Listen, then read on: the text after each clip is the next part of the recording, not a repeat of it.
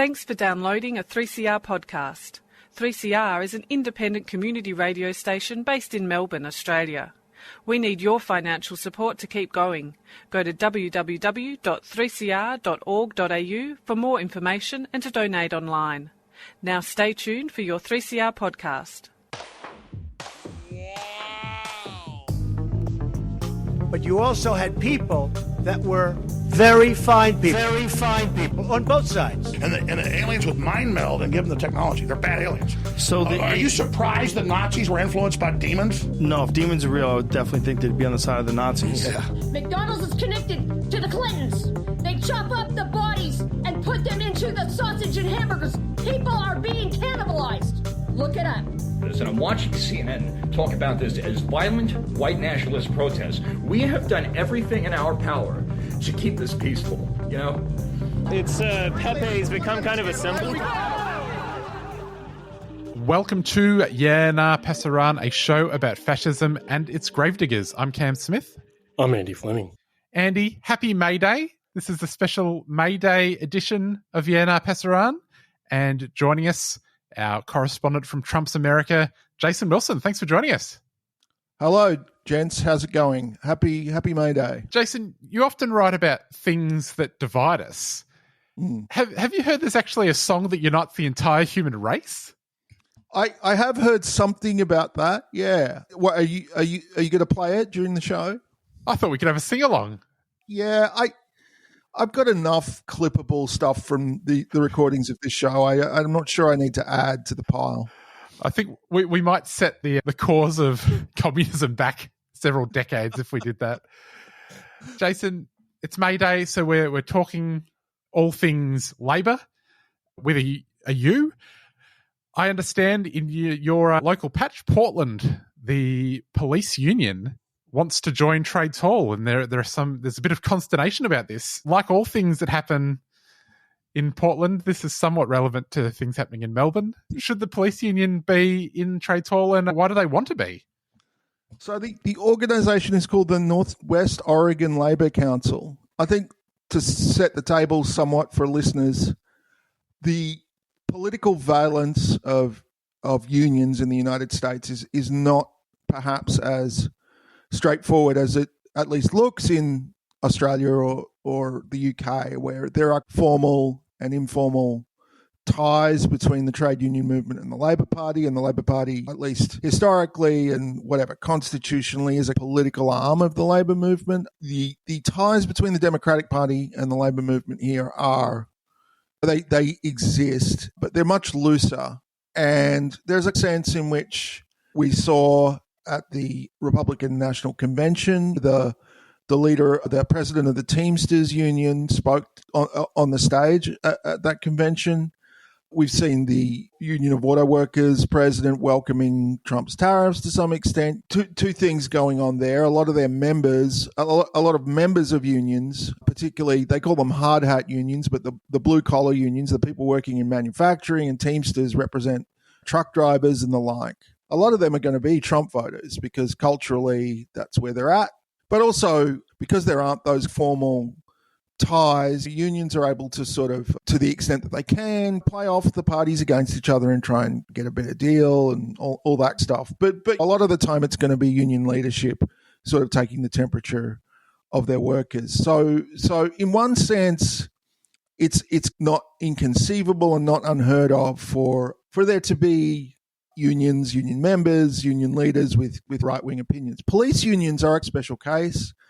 A lot of the time, you'll find that they have themselves stood somewhat aloof from broader coalitions with organised labour because a police association is representing people who, I'm sure you guys have even stronger ways to put this, who have not necessarily always comported themselves in conformity with the interests of the working class, right? I mean, at some point, cops are there to protect property. And historically, cops have broken up strikes, broken up protests of all kinds, and worked against the interests of organised labour.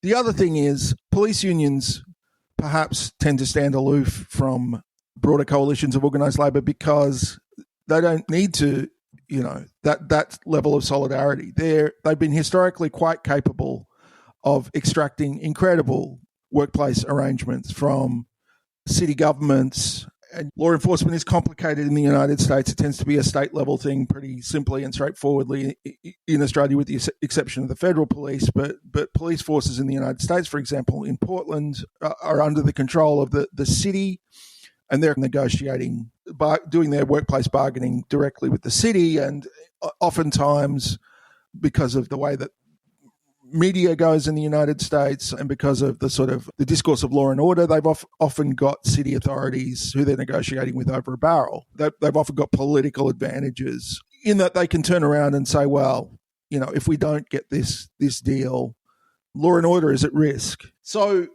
the reason, though, that they're trying to band together with the Northwest Oregon Labor Council is that there's a new city administration, a new mayor, a new city manager, and a reorganised system of city government, in fact, in Portland.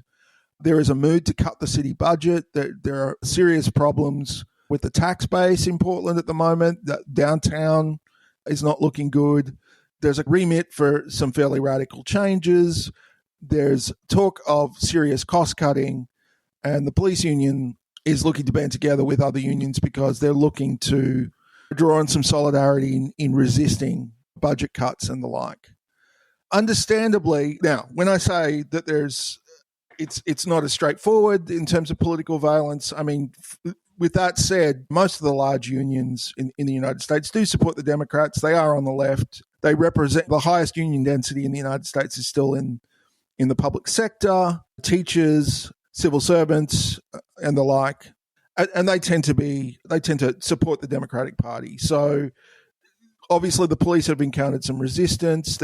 Portland has, in recent history, back in 2020, had sort of like 6 months, an entire summer, really, of anti-police demonstrations in the downtown area, right? Following the death of George Floyd, which were incredibly contentious and involved some near-pitched battles between protesters and police. I mean, there's a lot of skepticism about the police on the left in Portland, so we'll see what happens. It's an unusual development, that's for sure. It shows that this political maneuvering on the part of the police association suggests that they're not confident in their ability to stand alone and to negotiate a favourable deal from the city government when universal cuts are in the wind. I guess there are arguments in the Labor Council that bringing the police on side enables Labor to present a united front, not only against city-level cuts, but against whatever the Trump administration is doing. I guess that remains to be seen. I don't know. It remains to be seen if the Portland Police Bureau officers would go out in a general strike or whatever, I guess. We'll see.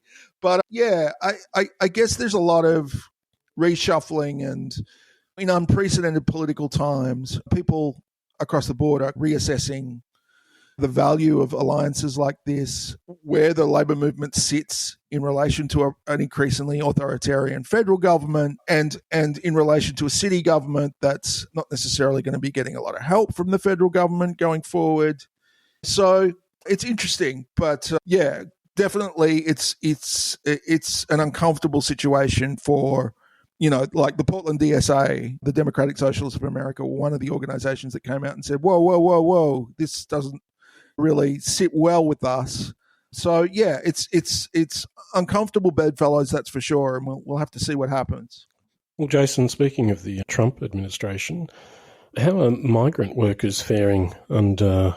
It's not clear how many migrant workers, undocumented migrant workers, are left in the United States. It's certainly the case that, according to the Trump administration's immigration agencies, Customs and Border Patrol in particular, the number of people trying to cross the southern border has slowed to a crawl. I saw figures this morning indicating that there have been 8,000 encounters with unauthorized migrants on the southern border during the life of the Trump administration. And at one point under the Biden administration, that might have been a daily sort of a figure for encounters with unauthorized migrants on the southern border. So while the Stephen Miller wet dream of deporting 10 million people, we haven't seen much actually happening on that front. I would say that the deportations that have happened so far have been spectacularly punitive, attention-grabbing deportations of people to this Salvadoran gulag in El Salvador by arrangement with the autocratic president of El Salvador.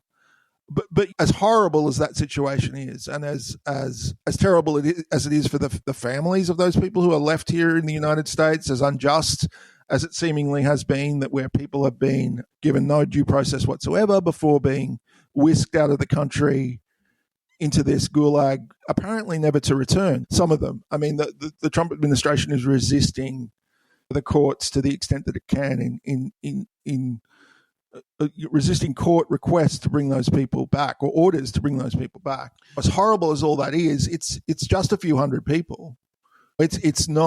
It's orders of magnitude less than what was being promised. All right. So on the one hand, there haven't been mass deportations. The United States has not constructed its own gulag, and there have been fears and continue to be fears that maybe they are going to kind of do that and seek to create sort of facilities within the country to house undocumented migrants. It doesn't seem like there are a lot of people trying to get in to do the work that undocumented migrants have historically done in the United States, a lot of which is sort of manual labor and not the sort of highly paid, highly skilled version of manual labor, but like agricultural labor and things of that nature. Manufacturing, people aren't coming in. So I think, like with the tariff situation where the West Coast ports are empty, I think probably we're waiting for the real impact there, the real impact that happens later in the summer when fruit in California's Central Valley isn't picked, or in Oregon for that matter isn't picked, when that's a direct problem for the food supplies of the United States, and a lot of that is exported too.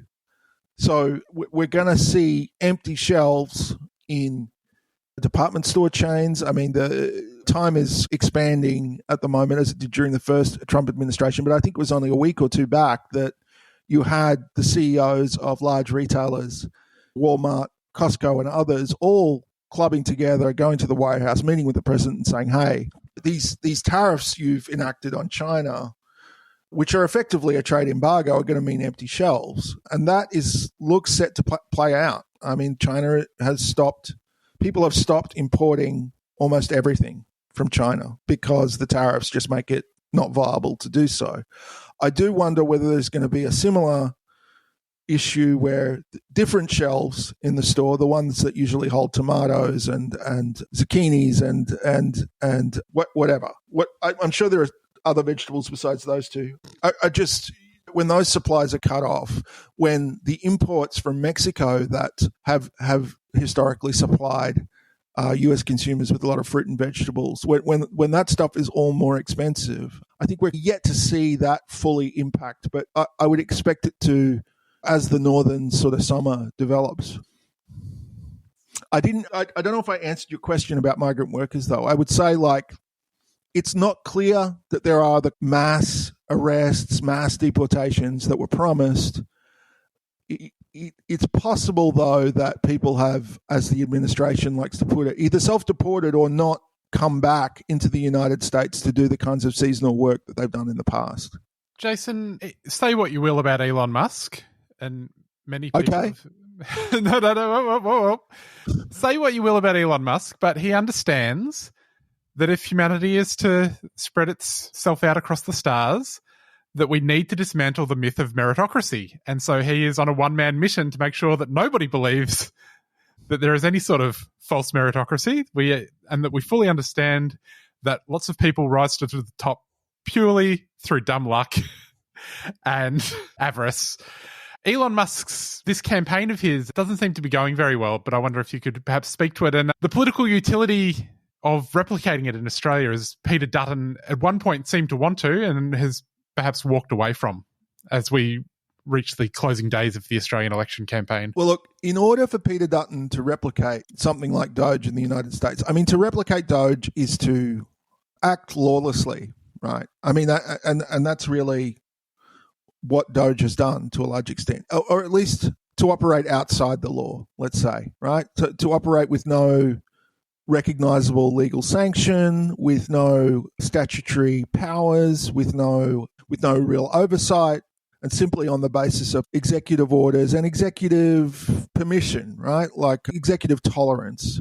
And I'm just not sure that Australia is quite set up in the way that would allow that to happen, right? I thought you were going to say Peter Dutton couldn't abide that as a Queensland cop. Oh, well, of course. As I remember growing up in Queensland, that the Queensland police are paragons of justice and consistently law-abiding. But notwithstanding that, I just don't see how... I mean, Australian Conservatives have customarily struggled to come up with ideas of their own and have looked to the United States in particular, but also, I guess, the UK for the sort of vocabulary they use in campaigning and making political appeals. I just don't see how an analogous agency could be set up in Australia given the system of government. It would need to be enacted in legislation and blah, blah, blah, all that boring stuff. And I just don't think you can be quite as swashbuckling and cavalier within the Australian system. But I'm not sure. I could be wrong about that. It's interesting, though, that Dutton is still... I mean, I presume he's still talking about this, even as it sort of collapses into failure in the United States. And look, whether it or not it's a failure depends on what you think it was all for. If the object of the exercise was actually to reduce government waste and efficiency and to save some money, it's failed spectacularly. And there are a lot of calculations out there that suggest that simply by taking an axe to the IRS, which is the tax collection agency, the Internal Revenue Service, if you put that beside the actual verifiable cost savings that they've made, they've actually cost the federal government maybe hundreds of billions of dollars. So on that score, it's been a failure. Elon Musk has managed to seed people loyal to him throughout the federal government. There are open questions about the data he's had access to and what data he's been able to copy and what sort of insight he has into the inner technological workings of the federal government. And because of the way in which that worked previously, Elon and the people around him may know more about the plumbing of the United States government than anyone else. The technological digital infrastructure that payment systems and what have you are built on.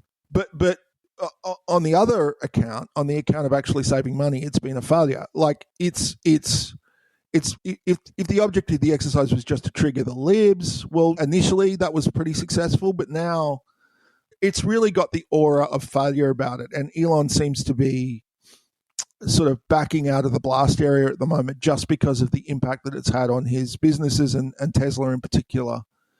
So I don't know if Peter Dutton is still saying he wants to emulate that. He is either not paying attention to how that's played out in the United States, or he's relying on voters to not really understand how that's played out in the United States. Because really, outside the sort of the pockets of sort of hyper-partisan pro-Trump right-wing media, it's really being received as a pretty resounding failure at the moment. Right. I'll say in Peter Dutton's defence that he's trying to run as far away from possible as he can from what he said previously on the subject.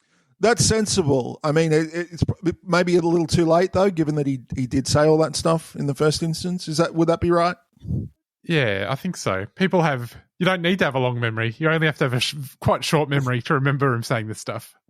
I mean, on that front, your listeners will know that Canada's Liberal Party won an election on Monday after dumping their leader at a time when they were a long way behind in the polls and everyone was confident that they were going to lose pretty drastically.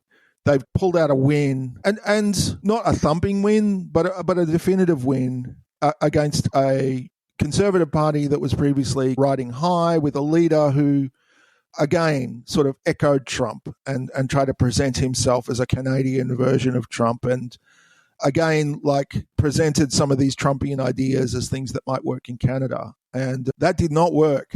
And Trump really effectively rescued Canada's Liberal Party, which was heading for an absolute drubbing and probably a couple of terms at least out of power and all that stuff. I mean, now, The situation in Canada is a little different to Australia in that the Trump administration, Trump himself has been talking about annexing the country as a 51st state, like out loud. And it did so again on Monday, which I'm sure Pierre Poilievre, the Conservative leader in Canada, did not appreciate. On Monday, Trump again repeated all this stuff about how Canadian people could halve their taxes and have a much better life if they became the cherished 51st state of the United States on election day. So he clearly doesn't really care about conservative leaders around the world might have in recent months sort of aped Trump and sought to enjoy some of the electoral success he's had by sort of imitating some of his rhetoric and some of his positions. But it doesn't seem like that's going to work as well going forward. And Dutton may have struck some of the same heavy weather. There's probably different dynamics going on in Australia, and Australians rarely toss out a government after one term, and no doubt there are other things in the water, but I'm sure, well, you tell me, it seems like Dutton's self-selected association with Trump and his imitation of Trump to some degree has been a factor in him blowing this election. Would that be right? I think one thing that Mr. Dutton would not want is for the President of the United States to endorse him as the future Prime Minister of Australia, that's for sure. Yeah, I'm sure he's very worried about the possibility that might happen. And here's the thing, Trump might have people around him asking him not to do that, but at the end of the day, you just never know what he's going to do. I'm sure no one asked him to post to Truth Social on Canada's election day that Canada should just accept its annexation into the United States. Not helpful. But at the end of the day, he doesn't really care what happens to these people, and he may actually enjoy dealing with the Liberal Party rather than Conservatives, because antagonism and drama is something that he seeks to create on a daily basis. It just seems like he's boosted centre-left parties around the world. Keir Starmer in the UK has sort of enjoyed a little boost in popularity. The European countries where there is a far-right government, like Italy, have divided somewhat. Meloni, the Prime Minister, is more and more skeptical about Trump, but people within her party are sort of moving against her. More pro-Trump people within the party, so there's division there. The Marine Le Pen situation is there's aspects of that are sui generis, right? In terms of the fraud conviction and all that stuff, but it just seems like, put it this way, it's not obvious that Trump's election has in fact given a huge boost to far-right populist parties around the world. It seems to have done something like the opposite. Jason, in addition to Doge, there are other organisations in the United States paying close attention to the federal government and especially its personnel, and you wrote about one of them in February called the American Accountability Foundation. Could you perhaps enlighten the listener as to what this foundation is trying to call to account? So really, the American Accountability Foundation is the name. It sounds august, and it sounds like, again, they're looking to reduce waste, fraud, and abuse, right, and all that stuff, and looking to hold government accountable to the American people, which is fine. I think if that's what the mission was, that would be fine. But really, they're more like an opposition research outfit, and they're particularly concerned with publicising the names, jobs, locations, even contact details of employees within the government who they consider to be either promoters of DEI, diversity, equity and inclusion, or beneficiaries of DEI, right? And they are part of also a flotilla of similar nonprofits who emerged during the Biden campaign, who were concerned with both putting Trump back in office and sort of devising his second-term agenda. They're funded via so-called dark money, so donor-advised funds, through which donors are able to conceal the fact that they're donating to organisations. They're able to use these donor-advised funds as a cutout to hide the fact that they're donating to them. But yeah, they emerged out of the CPI, which is the Conservative Partnership Institute, which is, again, a pro-Trump organization that emerged during Biden's term under the leadership of a former Heritage Foundation president. They bought up a bunch of real estate in Washington, D.C., and their main effort has been in sort of training and forming young staffers who will go into that administration and if they got their way, go into the administration in order to sort of attack government and to drastically reshape it in the image of the Trump movement. So, yeah, the Conservative Partnership Institute actually landed a lot of people in the administration. The American Accountability Foundation has continued to effectively attempt, I mean, they're really publishing blacklists, right? And I say that. The lists they publish tend to be disproportionately people of colour, right? Like people of colour who work in the government, who are immediately identified by these people as, again, either the promoters or beneficiaries of diversity, equity and inclusion efforts. And and effectively they're providing hit lists, right, to the administration. So that the power, I guess, wielded by these organizations is considerable. They're extremely well funded. They are in a sort of symbiotic relationship with right-wing media who will happily use and publicize the materials they unearth. And they're funded by pro-Trump billionaires. So it's another example, I suppose, as is Doge really, another example of the sort of political pathologies that arise in such a dramatically unequal economy, right? Where some people have literally billions of dollars to sort of blow. Elon Musk has blown hundreds of millions, if not billions, just on getting Trump elected, on trying to turn that election in Wisconsin, in threatening to primary Republicans who oppose Trump. And he can do that because he has personally somewhere between $200 and $500 billion rather, in personal wealth, depending on the day of the week. And it's other billionaires who are also promoting this stuff. And I guess pro-democracy organizations just don't tend to have the same level of resources to work with. Yeah, so I would sort of put the American Accountability Foundation and Doge in the same bucket as artifacts of what happens to politics when a reactionary bunch of millionaires have practically unlimited resources to spend on changing the political system to suit themselves. This campaign, or the various campaigns which are targeted at something called DEI, insofar as that has an Australian resonance, it's often portrayed as being the outcome of something called a culture war. And currently that seems to, one focus has been recently at least Indigenous welcome to country. How do you, having grown up in Australia, now residing in Portland, how do you think that these sorts of ideological battles play out differently in the two different national contexts?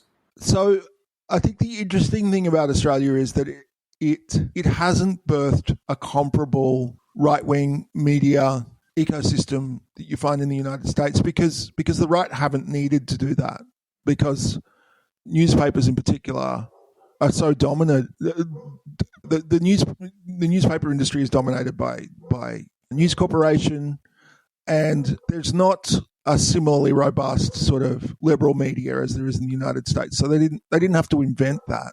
That's not really what you're asking, though.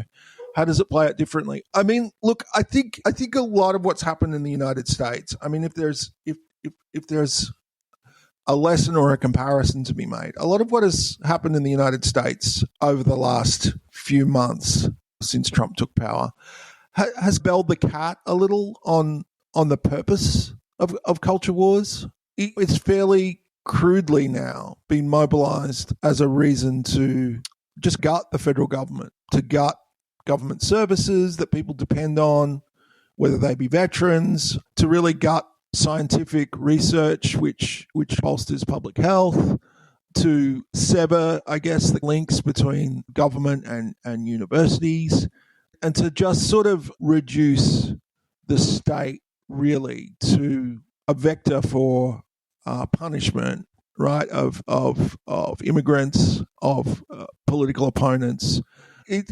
I guess I'm saying that, like, they weren't exactly lying that they hated DEI. It wasn't just a pretext, but it goes hand in hand with a desire to return government and the society as a whole, the economy, to the untrammeled, zero-sum, red and tooth and claw economy associated with the Gilded Age in the United States, or even the 1920s and 1930s, where a bunch of incredibly wealthy people were sort of firmly in charge, were not being bothered by the federal government, were not expected to treat employees with any respect, where the workplace was completely run at the discretion of whoever owned the business that the workplace was located in, where organised labour had very little power, where there just wasn't a lot of pushback on captains of industry and the most wealthy people in society, where they had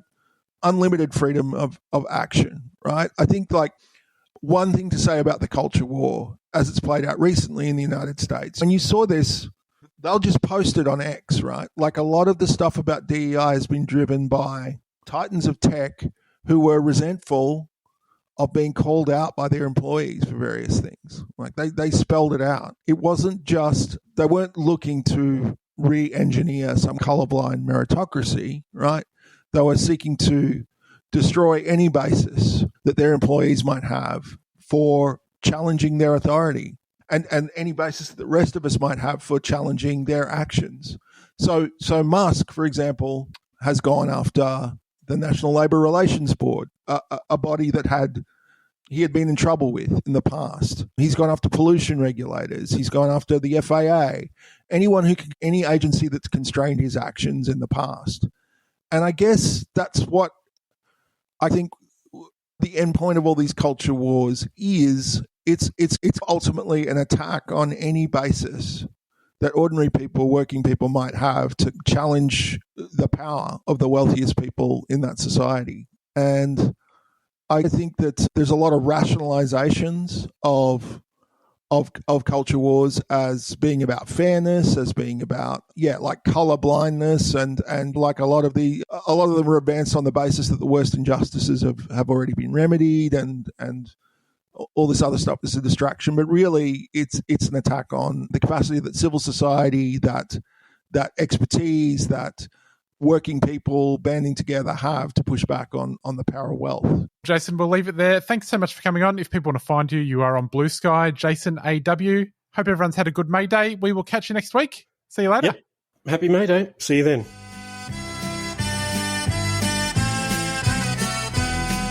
Join the Melbourne May Day Committee for our annual May Day events in 2025. Thursday, the 1st of May, from 5 p.m. at the 8 Hour Memorial, diagonally opposite the Victorian Trades Hall. Wreath laying and reports on current trade union campaigns, and of course, commemorating winning the 8 Hour Day. And later on Thursday evening, our International Solidarity event with speakers, food and music at the ETU Ballroom inside Trades Hall. That's 6:30 p.m. Then, on Sunday, 4th of May, activities, stalls and barbecue on Lygon Street outside Trades Hall in Carlton from 11 a.m. Assembly at 1 p.m. and we march at 2 with the Ringwood Highland Pipe Band. The Sunday May Day March will feature speeches from activists, trade union leaders and advocates for peace and workers' rights. Come along on the evening of Thursday the 1st of May and also during the day on Sunday the 4th of May. The Melbourne May Day Committee is a 3CR supporter.